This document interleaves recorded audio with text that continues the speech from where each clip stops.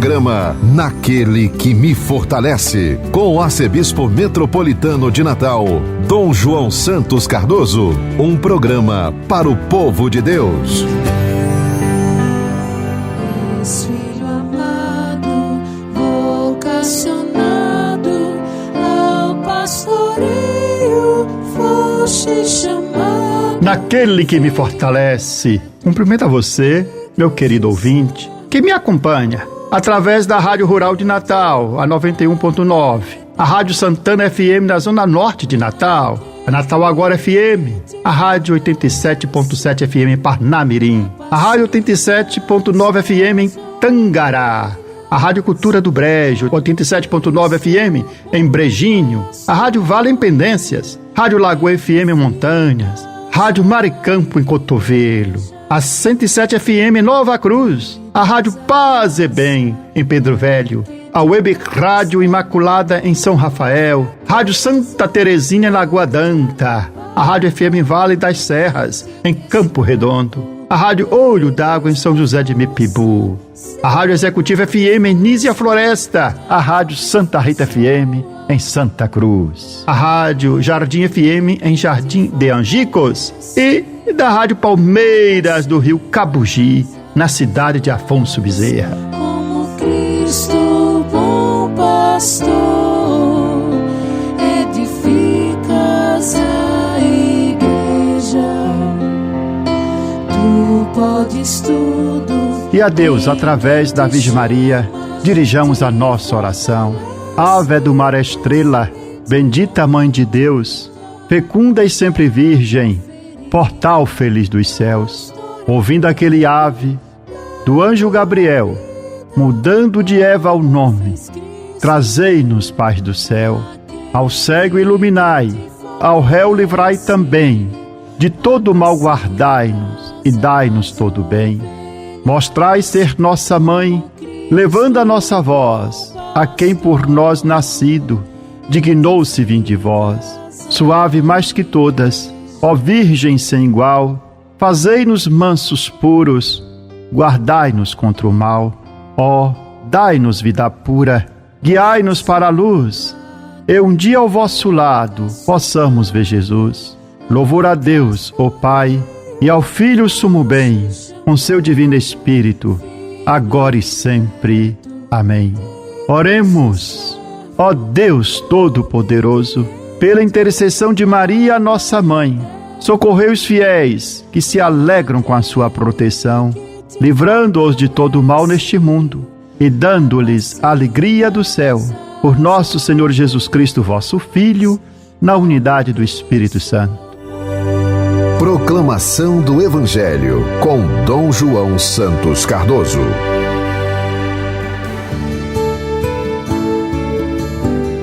Nesse 15º domingo do tempo comum do ano B, o Evangelho proclamado em nossas liturgias é o de São Marcos, o capítulo 6, o versículo de 7 a 13. Assim narra o evangelista.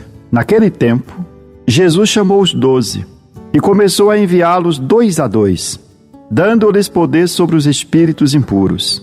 Recomendou-lhes que não levassem nada para o caminho, a não ser um cajado, nem pão, nem sacola, nem dinheiro na cintura. Mandou que andassem de sandálias e que não levassem 2 túnicas. E Jesus disse ainda: quando entrardes numa casa, ficai ali até a vossa partida. Se em algum lugar não vos receberem, nem quiserem vos escutar, quando sairdes, sacudir a poeira dos pés, como testemunho contra eles. Então os 12 partiram e pregaram que todos se convertessem. Expulsavam muitos demônios e curavam numerosos doentes, ungindo-os com óleo. Palavra da salvação, glória a vós, Senhor.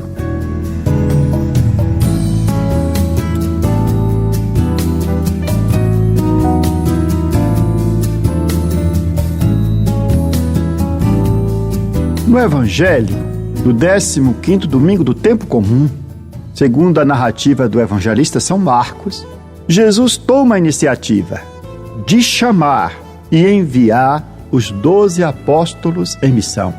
A missão dos apóstolos será plenamente realizada após a ressurreição de Cristo, quando Ele enviará o Espírito Santo para que os apóstolos continuem a sua mensagem, a sua missão, a sua obra até os confins do mundo.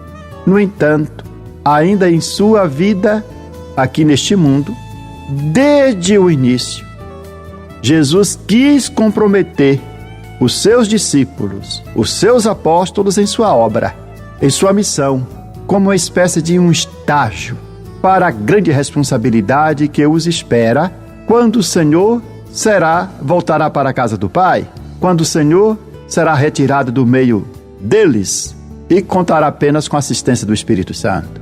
Jesus chama dentre os 12 discípulos, que eram numerosos, apenas 12 apóstolos, para colaborar diretamente com ele em sua missão. No entanto, nosso Senhor não dispensa a ajuda que os outros discípulos devem oferecer à sua obra. Na verdade, todos os batizados são chamados ao discipulado, a seguir Jesus, a estar com Jesus, e todos os batizados estão também enviados em missão. E cada batizado realiza a sua missão ao seu modo, nos contextos de vida aonde se encontram inseridos. Mas os ministros ordenados, assim também os consagrados, de modo específico, têm ainda maior responsabilidade com a missão de nosso Senhor Jesus Cristo. Os apóstolos são enviados 2 a 2, assim Jesus faz. De modo que Jesus, enviando-os 2 a 2, mostra que a missão deve ser realizada comunitariamente. Ninguém faz missão no seu próprio nome. Ninguém faz missão isoladamente. É o Senhor quem envia e envia 2 a 2, para que um missionário possa se apoiar no outro e todos possam se comprometer com o anúncio e a prática da mensagem de Jesus. E qual é o conteúdo do anúncio que o missionário deve proclamar? O reino de Deus está próximo. Convertei-vos e crede no Evangelho. O conteúdo do anúncio missionário deve ser o mesmo conteúdo anunciado por nosso Senhor Jesus Cristo, que é o quê? A conversão por causa do reino de Deus. Entretanto, os 12 não podem contentar-se em pregar apenas a conversão. Segundo as instruções e o exemplo dado por Jesus, a pregação deve ser acompanhada de sinais. Os 12 devem cuidar dos doentes, a cura dos doentes, tanto a cura corporal quanto a cura espiritual. E isso inclui a cura das doenças que debilitam o corpo, como também daquelas doenças que enfraquecem a alma. Assim, os discípulos receberam de Jesus a ordem de libertar a pessoa na sua totalidade, de expulsar os demônios, de purificar a mente humana do maligno, limpando os olhos da alma, muitas vezes obscurecidos pelas ideologias que impedem as pessoas de ver a Deus, de ver a verdade e a justiça e se comprometer com ela. E esta dupla cura, corporal e espiritual, constitui o mandato dos discípulos de Cristo. Por conseguinte, a missão apostólica deve sempre abranger os 2 aspectos: a pregação da palavra, a transmissão dos ensinamentos de nosso Senhor Jesus Cristo e também a manifestação de sua bondade mediante os gestos concretos, gestos de caridade, de serviço, das obras de misericórdia e de cuidado com o próximo. Enviados, os apóstolos recebem algumas instruções práticas que Jesus lhes dá. A primeira diz respeito ao desapego e ao despojamento. Os apóstolos que foram enviados em missão não devem viver apegados ao dinheiro ou à comodidade. O Senhor não permite que eles levem algo pelo caminho, a não ser um bastão. Por que um bastão? Para apoiar-se na caminhada e também para se defender dos perigos. Caminhavam a pé, longas distâncias, muitas vezes lugares desertos. O bastão era defesa contra os animais que poderiam encontrar, os animais selvagens nas estradas. E não podem levar comida, nem bolsa, nem dinheiro. Qual é o objetivo? O objetivo, de um lado, é confiar na providência de Deus, mas, de outro lado, é ter agilidade na missão. Quanto mais peso a pessoa leva, mais a pessoa vai ficar pesada, não vai ter a a mobilidade e a agilidade na missão. O objetivo, portanto, é caminhar com agilidade em os diversos lugares das redondezas da Galileia. Por isso, para caminhar com grande agilidade, bastam as sandálias e uma túnica. Quanto mais coisas o missionário leva consigo, mais ele vai ter menos agilidade para mover-se, mas ele vai cada vez mais se estacionar. Cada vez mais ele vai ficar preso a uma determinada localidade. Cada vez mais vai ter menos disponibilidade para o movimento, que isso leva ao sedentarismo. Quanto mais sedentário somos, menos missionário nos tornamos. E quanto menos coisas levamos conosco, melhor para a missão, pois assim o missionário pode percorrer com mais agilidade o seu caminho. E como missionário itinerante, anunciar nos lugares mais distantes o Evangelho de nosso Senhor Jesus Cristo. Jesus também adverte os seus apóstolos enviados em missão que nem sempre receberão um acolhimento favorável. Podemos imaginar que na missão vamos ser aceitos por todos, podemos ser rejeitados, podemos até ser perseguidos, caluniados, incompreendidos, mas isso não deve amedrontar o missionário. Jamais o medo dos perigos, o medo da difamação, o medo de não ser acolhido, o medo das tensões, deve ser motivo para o missionário se retrair, nem um medo da sua própria vida. O missionário poderá ter se levado aos tribunais, mas não deve se preocupar. Eles devem falar em nome de Jesus e pregar o reino de Deus, sem se preocupar em alcançar o sucesso e a aprovação de todos. No caso de ser impossível permanecer em um lugar devido à rejeição, que deve fazer o missionário? Não deve se lamentar, deve partir para outros lugares. Depois de realizar diante do povo o gesto de sacudir a poeira do seu chinelo, jamais lamentar-se, mas perceber que há outros lugares que a missão pode ser anunciada. E esse sinal de sacudir a poeira dos pés é um sinal também de desapego e de desresponsabilização em dois sentidos. O desapego moral, como se dissesse, um anúncio vos foi anunciado, sois vós que o rejeitais. E o desapego material, não quisemos e não queremos nada para nós mesmos. Na liturgia do 15º domingo do tempo comum, há também a leitura do profeta Amós, que fala da vocação do profeta Amós e nos mostra que os enviados de Deus frequentemente não são bem recebidos. Amós, do Reino do Sul, foi enviado ao Reino do Norte para profetizar em Betel, santuário do rei, enfrentando rejeição e oposição do sacerdote Amazias, que pede para que ele saia do santuário e volte para a sua terra. E Amós não se intimida e prega contra as injustiças, a idolatria, desafia o próprio rei Jeroboão e a elite de Israel e é expulso daquele lugar, mas cumpriu o seu dever, cumpriu a sua missão. E assim Amós lembra que ele foi chamado diretamente por Deus, não por tradição profética, e que continuará a profetizar fielmente. A verdadeira profecia é falar em nome de Deus.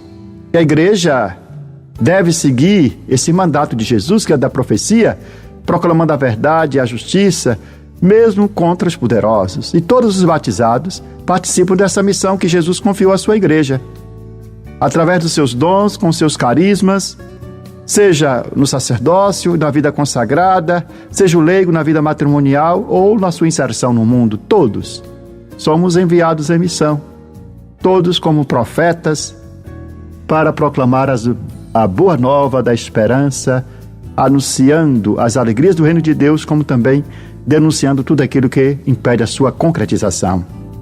E a missão vai além de atividades e programas. A igreja, nos pede o Papa Francisco, deve estar em estado permanente de missão, está em saída. Por isso a missão é paradigmática, é um paradigma que deve inspirar a programação das nossas pastorais, dos nossos movimentos, tudo faz em chave missionária, lembrando daqueles que não estão envolvidos em nossa organização, para que a estes também o Evangelho de Cristo possa chegar. Também nesta liturgia lida a carta aos Efésios, que vai ser lida durante os próximos domingos. E São Paulo, na carta aos Efésios, nos destaca que nós fomos escolhidos por Deus e abençoados em Cristo para sermos santos e irrepreensíveis diante de si em todas as partes. Assim, somos missionários. Quando testemunhamos a nossa fé, quando vivemos a nossa vocação da santidade, em todas as partes falamos e anunciamos, testemunhamos o nome de Jesus. Se ouvires a voz do vento chamando sem cessar, se ouvires a voz do tempo mandando esperar, a decisão é tua, a decisão é tua. São muitos os convidados, são muitos os convidados, quase ninguém tem tempo, quase ninguém tem tempo. Se ouvires a voz de Deus chamando sem cessar, se ouvires a voz do mundo querendo te enganar, a decisão é tua, a decisão é tua. São muitos os convidados, são muitos os convidados, quase ninguém tem tempo, quase ninguém tem tempo.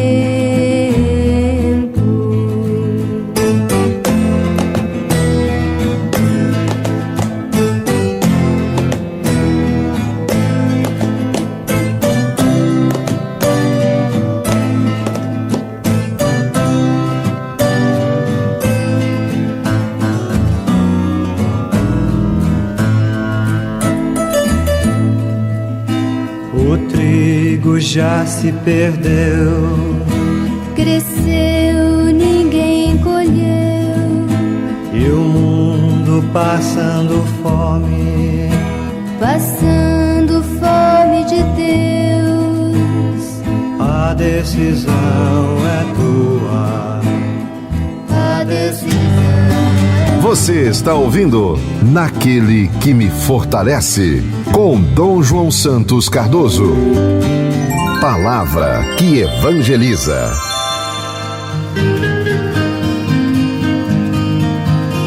A avareza é um vício capital que enfraquece a alma. No Catecismo da Igreja Católica, a avareza se encontra entre os 7 pecados capitais. E a avareza é um pecado que se opõe à liberalidade. E é considerado um dos vícios capitais porque gera outros pecados e vícios. O místico medieval Hugo de São Vito, em sua obra Os 5 Setenários, explica que os vícios capitais são doenças que enfraquecem a alma. E ele coloca a avareza em 5º lugar, descrevendo-a como vício que joga o homem no chão.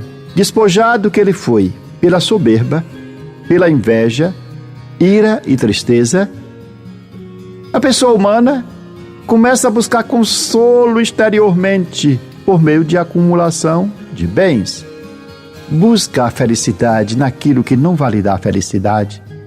Na Suma Teológica, Santo Tomás de Aquino discute a avareza de maneira detalhada e conclui que a avareza é um pecado, o que representa o desejo imoderado de possuir bens materiais, excedendo a medida necessária para a vida humana. Para viver necessitamos de tão poucos, mas a avareza nos leva a acumular coisas, como as coisas acumuladas ou o dinheiro acumulado pudesse nos dar segurança. Para Santo Tomás, a avareza se opõe à liberalidade, que é uma virtude, a liberalidade, que modera os nossos desejos e afetos em relação às riquezas e nos ensina a usar os nossos bens, as nossas riquezas, o nosso dinheiro de maneira justa e generosa.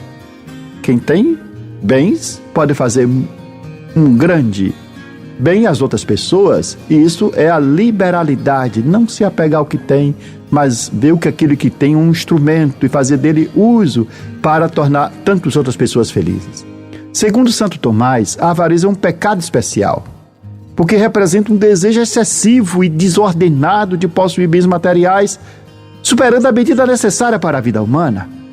E a avareza pode ser tanto um pecado mortal quanto venial, dependendo da intensidade do desejo e das ações resultantes desse desejo.